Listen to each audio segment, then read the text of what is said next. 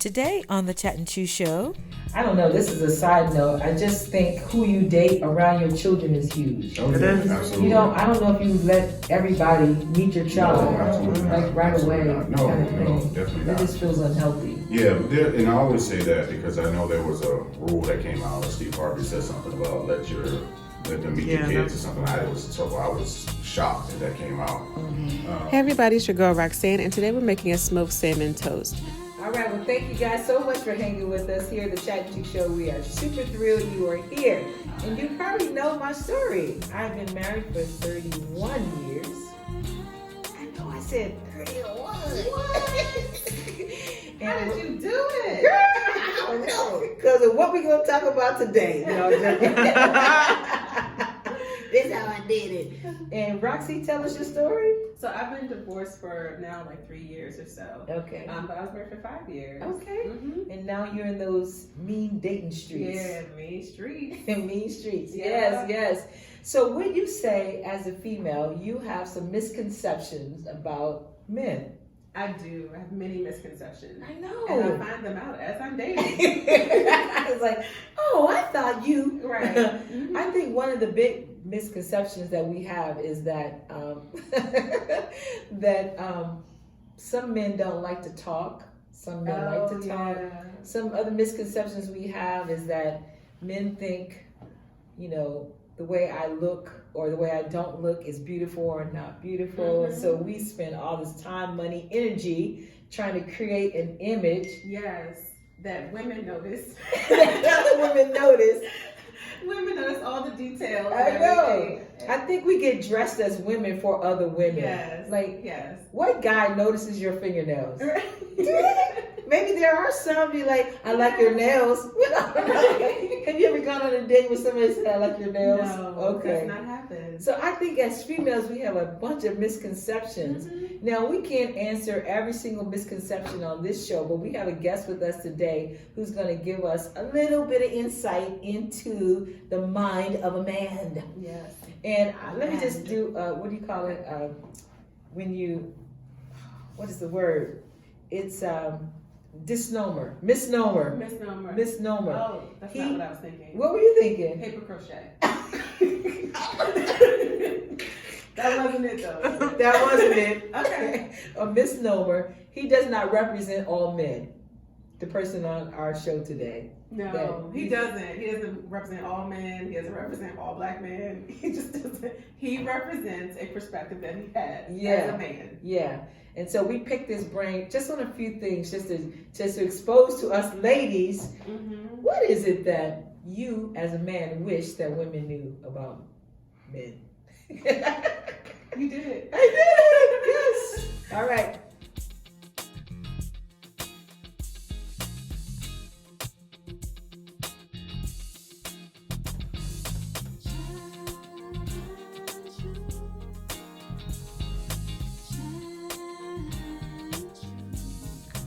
Well, hello, and thank you so much for hanging with us. You guys, we got a special guest. We are super excited. Bashay is with us again to talk about what men, they said I was going to mess up. I am messing up. What men wish women knew about men. So say it for me simply. Oh. What men wish women knew. What men wish women knew. And Bashay is not the spokesperson for the entire male race. He's not.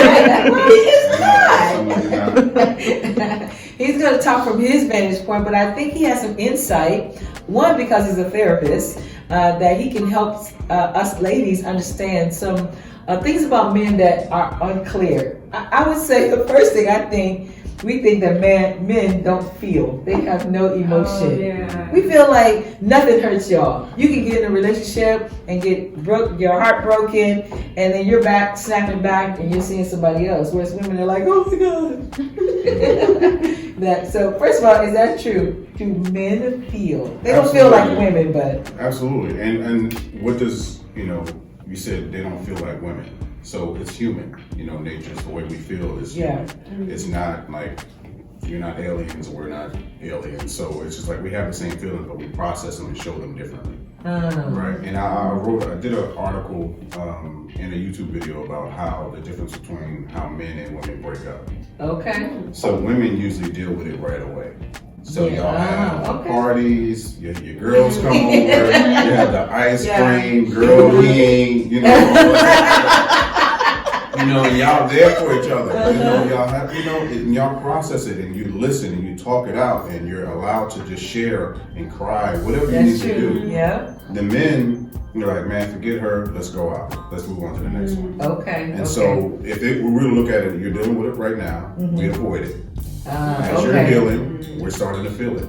We're starting to feel it. And then we reverse. And then now we see you all happy and we're like, right, because we drank or because we went out, or because we did other things. Yeah. And that's with another woman or whatever we did. We didn't really address it. Yeah. So, wow, good. but we do feel it. You still feel it, but you're going to process it differently.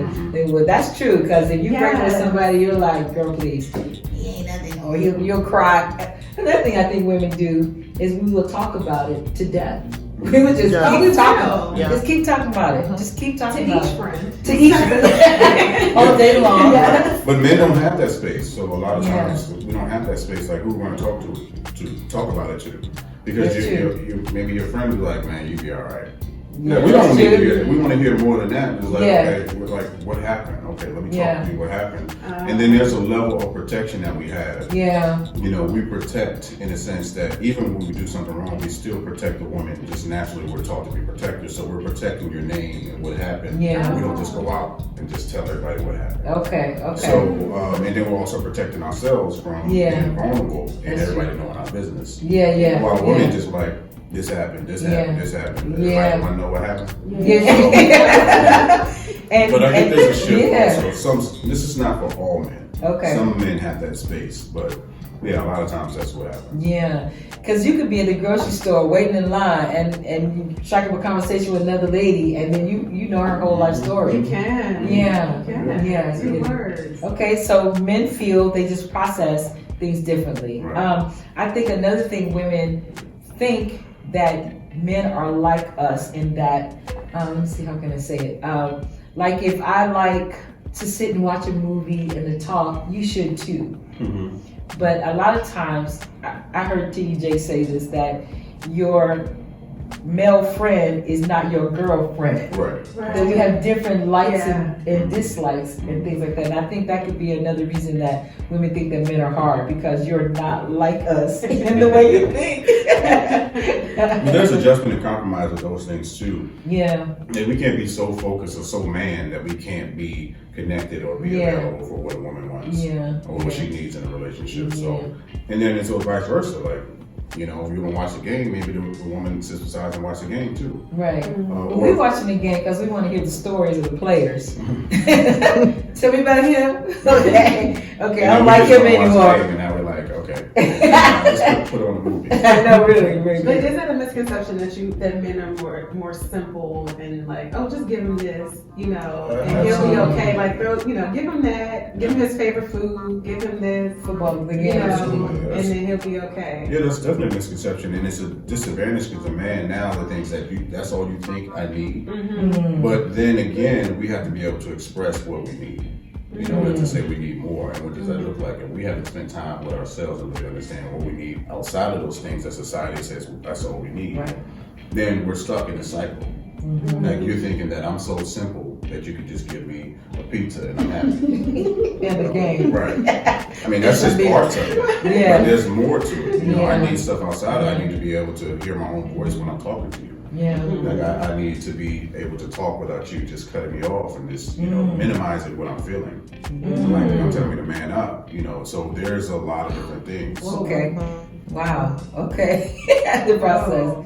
Yeah. Wow. Okay. I'm like thrown by that one. Okay. Commercial break. No. Oh my gosh, that is huge. Okay. Wow. Now I know that you're in a relationship right now, and you don't have to tell us about any of your personal business or anything like that. But I'm just curious to know, in let's just say past relationships, how would you feel about a woman who was pursuing you? Because I think another misconception that women have is that if I am to be pursued, I should just sit back and wait to be pursued. So I guess another misconception is how do you guys feel about that? Not that you're the spokesperson, but. So I've experienced that. I think my last couple of relationships, it's been like, not necessarily pursued, but just made themselves available. But tell them they like me, or they tell them they were interested, and then they kind of. This is before you showed interest. Yeah, so not even knowing, because I'm just like nonchalant, I'm just thinking everybody's cool and friendships and stuff like that, but them saying... Which most men do. Now, a delicious word. Let's chew. Hey everybody, it's your girl Roxanne, and today we're making a smoked salmon toast. Now I love this dish because it's easy to make, it doesn't involve any cooking, and it makes for a nice hors d'oeuvre if you're hosting a small party. Now the ingredients that we're going to use for this is your favorite bread for toast. We're going to use some cream cheese, capers, and then smoked salmon. And I'm using a smoked salmon that is seasoned with dill. So what we're going to do is get started by actually seasoning our cream cheese. I know it sounds funny, but we're going to use the capers to season our cream cheese. So capers have a salty taste to them, just so you know. So we're going to use that in with the cream cheese, mix that in, and we're just going to mash the capers in with our cream cheese. You can use as many or as little as you like. If you like the creamy taste of the cream cheese, you can use less capers. If you like a little bit more of a salty taste, you can use more. And then once you have that mixed in, you're going to spread that, you're going to go ahead and make your toast. Spread that cream cheese over your toast as your spread, almost like as you would your butter. And once you have that cream cheese spread over it, all you do is lay on top the smoked salmon neatly. And the smoked salmon also is going to have its own flavor. It's going to have its own salt in there as well. So you don't have to worry about really seasoning the salmon or anything like that. And then if you're like me and you like to play with your food, you can add a little bit of design on top with your cream cheese and using your capers just to make it cute. Also, another thing you can do is to cut it into smaller squares or rectangles as well if you don't want to have just a flat piece of toast sitting on your plate. However you can do to make it look cute. And the other thing you may consider adding, if you'd like, is some pepper. So that's definitely up to you, but that would add also another layer of flavor. Just give it a little hint, spice to it. So give it a try. Let me know what you think, all right? Until next time. So, but, just paying attention to certain things and saying, hey, I want more. Hey, let's go out on a date. Or, hey, let's do this. Yeah, again, I'm old school, so... The ladies were asking you on a date. Yeah. Okay. But I would never, if I was available, I would say yes, but it wasn't I wouldn't have them pay or anything like that. It was just okay, I want to go on a date, and then I would come up with the date was. Okay. So I would, if I was interested. That's nice. So you're okay. And I don't know, Roxy, I'm not dating. You are, but I don't know. You are comfortable with a lady that, you were comfortable with a lady that asking you out on a date. Yeah, just to let them know, or to let me know that they were interested. Okay. I don't think there's anything wrong with that. Okay. But it's not like she's courting me and then telling me, I'm coming to pick you up. Here, I'm going to put your coat on. It's not. How do you feel about that? I can put my coat on. But that also looks like that when you talk about the independent woman. Right. Yeah. I can do everything by myself, but you're available to allow somebody to come in and help. Yeah. But I find too is or at least in conversations I have with friends is there's this idea that if you do something for a man, anything, it makes him lazy.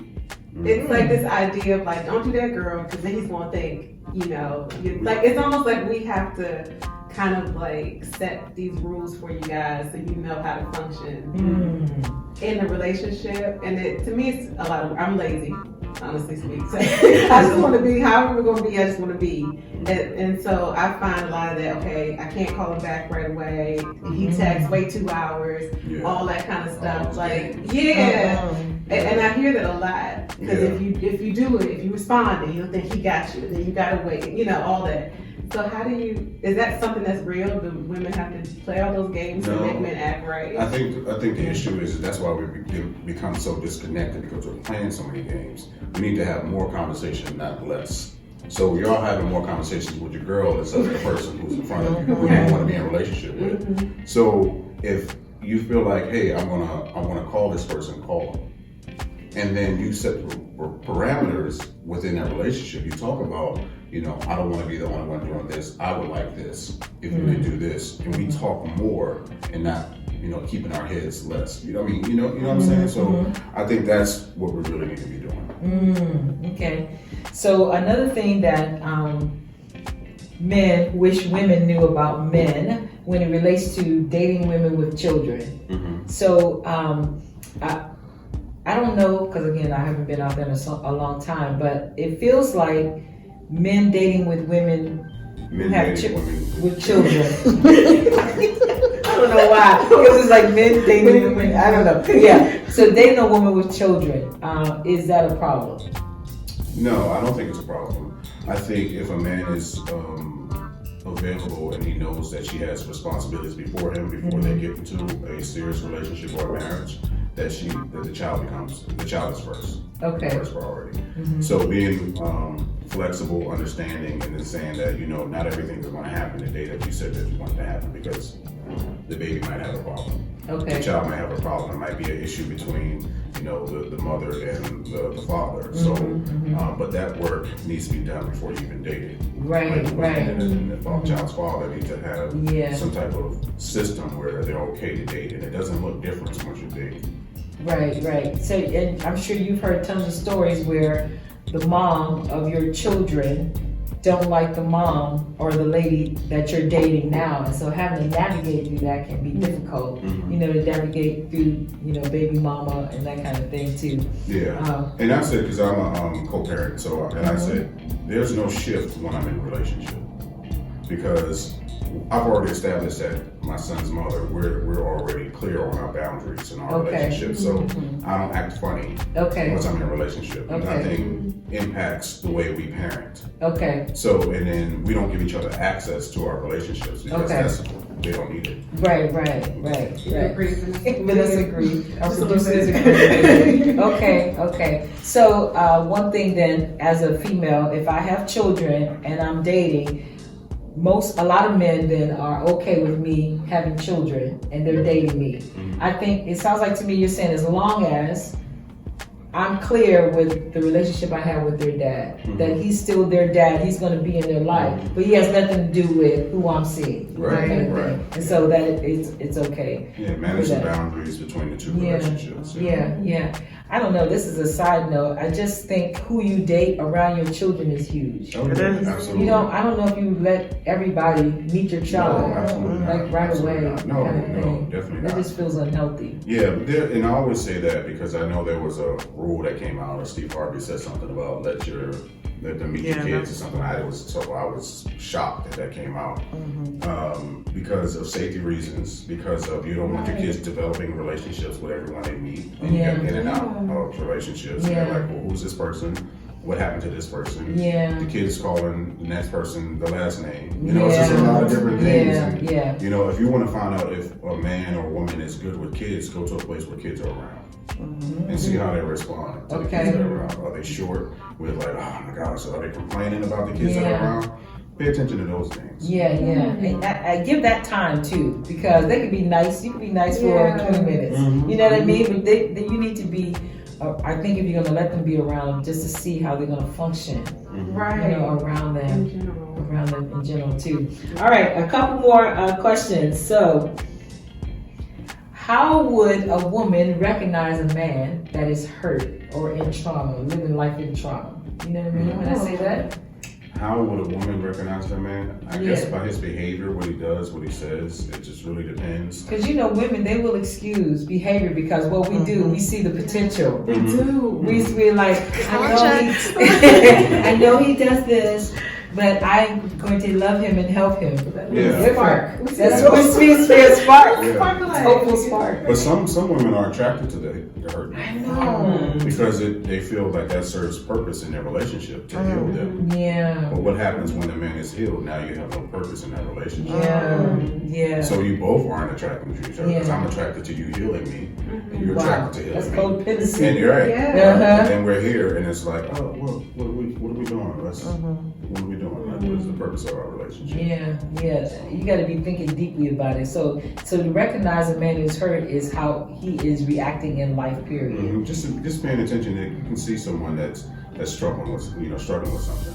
But if he's able to communicate, I'm struggling with this, and then he might not be on that bad side of healing. He just might be aware of what's going on, right. His triggers, his emotions, and say, okay, this bothers me, so I need to do what I need to do to kind of get over this. But if he's depending on you, or if he's just in a state of depression, or he's stuck in his house, he's not functioning, then those are things you need to pay attention to. Wow, that's hurt people. Hurt people. Yeah. Heal people hurt people too. That's true. And healed people. Wait a minute. Healed people hurt people too. Wow, you're right about that. Good. Wow. Okay. But how do you tell the difference between like an emotional struggle and one that's like an emotional struggle that it's like, oh, I have my stuff too, I have my bags too, versus this is a red flag and I should get out. Like beyond, of course, like abuse and stuff like that, but like the subtle stuff, like how do you tell the difference? I think having a conversation about it, more talks about it, like, well, how does it show up? Do you constantly do this every time you're hurt, every time you're battling something? Do you withdraw? What happens in those particular times? Again, communicate more, and that's how you can tell if you need to stay, leave, or if you can manage what's happening. Because nobody's perfect. Right. Nobody's perfect, but you don't have to allow certain things in your relationship to disrupt where you're going. Yeah. Wow, that is huge. Good. Anything else, Roxy? No. Okay. I mean, we could be talking about this for hours and hours because I think for a lot of women, men are just this huge mystery. Yeah. About again, because we see life through our female point of view and our emotional point of view and our mother point of view. That's how we see it. But of course, men are different, and they come with different gifts and talents and hurts and all that stuff, like the rest of us. And I like what you said. Nobody is perfect. Nobody is perfect, and then everybody has their stuff. So cool. Hey, Mr.